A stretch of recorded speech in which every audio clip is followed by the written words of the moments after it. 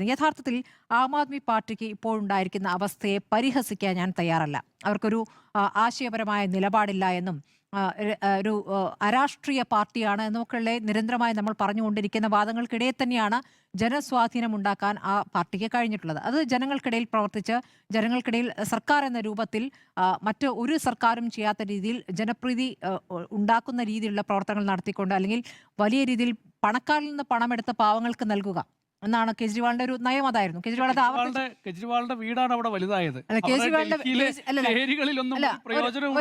അല്ലല്ല 2015 അധികാരത്തിൽ വന്ന ആം ആദ്മി പാർട്ടി ഉണ്ടായിരുന്ന ആ കാലത്തെ ചേരികൾ ഇപ്പോഴും ശരി. അതല്ല ഞാൻ പറയുന്നത്, കേജ്രിവാളിന്റെ എല്ലാ നയങ്ങളും ശരിയാണെന്ന് ഞാൻ പറയുന്നില്ല. കേജ്രിവാൾ സമ്പന്നനായി എന്നുള്ള ഒരു നരേറ്റീവ് കൊണ്ടുവന്നിരുന്നത് അത് BJP ആയിരുന്നു. കേജ്രിവാളിന്റെ വീട് എന്ന നിലയ്ക്ക് ആ വീട് യഥാർത്ഥത്തിലുള്ള വീടാണോ സുനിൽ കണ്ടുണ്ടോ എനിക്കറിയില്ല. ആണ് ആ വീട് ഈ പറഞ്ഞ BJP കാണിച്ച വീട് കറക്റ്റ് ആയിരുന്നു. ശരി, അങ്ങനെയെങ്കിൽ അതൊരു ഒരു വിഷയം തന്നെയാണ്. പക്ഷേ ഈ പാർട്ടി എന്ന നിലയ്ക്ക് ആം ആദ്മി പാർട്ടി അങ്ങനെ ഇപ്പോൾ തള്ളാൻ ഞാൻ തയ്യാറല്ല.